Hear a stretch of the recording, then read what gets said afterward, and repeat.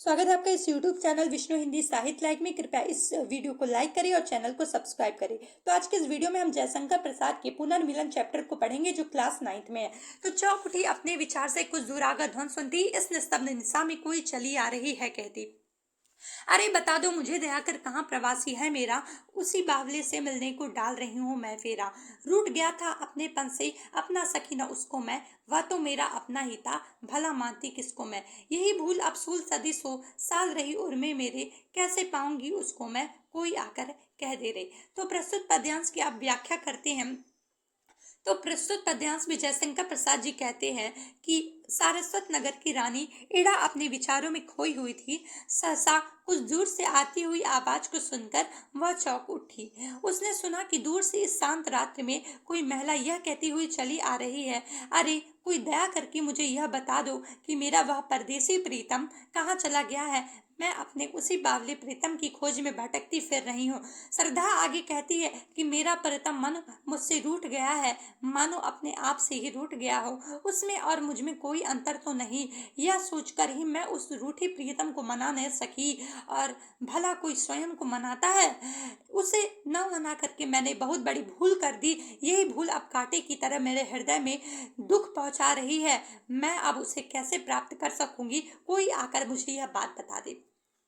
इड़ा उठी दिख पड़ा राजपथ, धुंधली सी छाया साई, वाणी में थी करुण वेदना, यह पुकार जैसी चलती। शिथिल शरीर वसन विशृंखल कबरी, अधिक अधीर खुली, छिन्न पत्र मकरंद लुटी सी ज्यों मुरझाई हुई कली। इसके आगे की पंक्तियां कुछ इस प्रकार से हैं। नव कोमल अवलंब साथ में वही किशोर उंगली पकड़े, चला आ रहा मौन धैर्य सा अपनी माता को जकड़े। थके हुए थे दुखी बटोही वे दोनों ही माँ बेटे, खोज रहे थे भूले मन को जो घायल होकर लेटे। तो प्रस्तुत पद्यांश की अब व्याख्या करते हैं। तो इड़ा ने जब उठकर देखा तो उसके राजपथ पर एक धुंधली सी छाया आती हुई दिखाई दे रही थी। उसके स्वर में करुण वेदना थी, उसकी पुकार दुख की आग में जलती हुई सी प्रतीत हो रही थी। श्रद्धा का शरीर निरंतर चलने के कारण थक गया था, उसके वस्त्र अस्त व्यस्त हो गए थे, उसकी चोट खुल गई थी जो उसकी अधेरता को प्रकट कर रही थी। वह उस मुरझाई कली के समान प्रतीत हो रही थी जिसकी पंखुड़ियां टूटकर बिखर गई हो तथा जिसका पराग लुट गया हो। तात्पर्य यह है कि श्रद्धा की अस्त व्यस्तता उसकी मानसिक परेशानी को प्रकट कर रही थी, उसे अपने शरीर तक की सुध नहीं थी। इड़ा कहती है कि उस स्त्री के साथ एक किशोर आयु का कोमल और सुंदर बालक था। अपनी माता का उंगली पकड़ कर चलने वाला वह बालक शांत धैर्य गंभीर था। वह अपने माता का एकमात्र आधार था। वह अपनी माता को कसकर पकड़े हुए धीरे धीरे चल रहा था।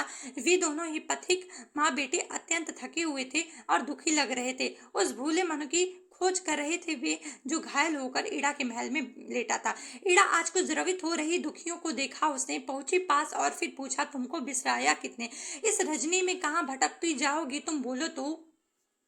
आज बैठो, आज अधिक चंचल हूँ, व्यथा गांठ निज खोलो तो। जीवन की लंबी यात्रा में खोए भी है मिल जाते, जीवन है तो कभी मिलन है कट जाती दुख की रातें। तो अब आइए प्रस्तुत पद्यांश की व्याख्या कर लेते हैं। तो प्रस्तुत पद्यांश में जयशंकर प्रसाद जी कहते हैं, बेटे के दुख को देख करके इड़ा का हृदय करुण से भर गया। उनके पास पहुंचकर इड़ा ने कहा कि तुमको किसने भुला दिया है, तुम इस अंधेरी रात में भटकती हुई कहाँ जाओगी, तुम मेरे निकट आकर बैठो। तुम्हारी अस्त व्यस्तता दशा को देख करके मेरा हृदय व्यथित हो गया है। तुम अपने हृदय में जो भी पीड़ा छुपाए हुए घूम रही हो, तुम वे सब मुझसे बता दो। हो सकता है कि मैं तुम्हारा कष्ट दूर करने में तुम्हारी कुछ सहायता कर सकूं। तुम्हारी कष्टों को सुनने के लिए मेरा हृदय व्यग्र हो उठा है। ईड़ा उसे धैर्य प्रदान करती हुई आगे कहती है कि जीवन की यात्रा बहुत लंबी है। इस जीवन रूपी यात्रा में कुछ साथी हमसे बिछड़ कर भी भटक जाते हैं, लेकिन प्रयास करने पर वे मिल भी जाते हैं। जीवन में बिछुड़ने और मिलने का क्रम निरंतर चलता रहता है। यदि जीवन है तो मिलन भी अवश्य होगा, अतः किसी से बिछुड़ने में तुम्हें चिंता करने की आवश्यकता नहीं है। धीरे धीरे दुख स्वतः ही समाप्त हो जाते हैं।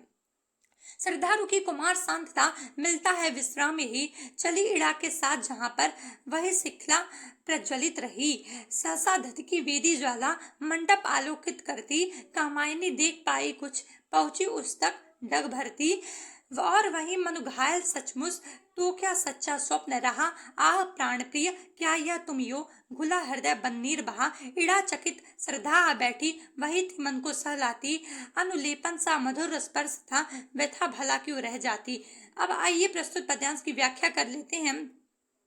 तो इड़ा की सहानुभूतिपूर्ण बातों को सुनने पर श्रद्धा वहीं रुकी। उसका बेटा भी बहुत थक गया था और उसे वहां आश्रय भी मिल जाता है। श्रद्धा तब इड़ा के साथ उस स्थान की ओर चल देती है जहां पर आग की लपेटें उठ रही थी। सहसा यज्ञवेदी की आग निधधक उठी, जिससे मंडप में प्रकाश फैल गया। श्रद्धा ने वहां कुछ देखा और कदम बढ़ाती हुई वहां तक जा पहुंची। उसने वहां मन को घायल अवस्था में देखा। श्रद्धा सोचने लगी कि निश्चित ही वह मेरा सच्चा स्वप्न निकला। वह चीख उठी, आ प्राण प्रिय, क्या हो गया, तुम इस दशा में क्यों हो। आशा यह है कि तुम इस प्रकार घायल होकर कैसे पड़े हुए हो। ऐसा कहते ही उसका मन भर गया और उसके नेत्रों से आंसू बहने लगे।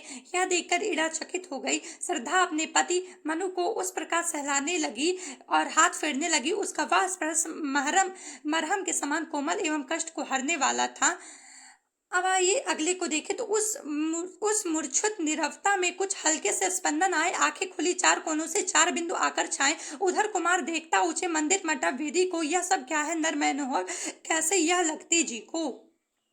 अब आइए इसकी व्याख्या कर लेते हैं। तो श्रद्धा अपने पति मन को घायल और मूर्छित देख करके प्राणप्रिय कह करके उनके पास बैठ गई और उनको सहलाने लगी। श्रद्धा का सुखद एवं मधुर स्पर्श पा करके शब्दहीन चुपचाप मूर्छित पड़े मनु के शरीर में हल्की सी कंपन उत्पन्न हुई। मनु की आंखें खोली और वे दोनों एक दूसरे को प्रेम पूर्वक देखते रहे।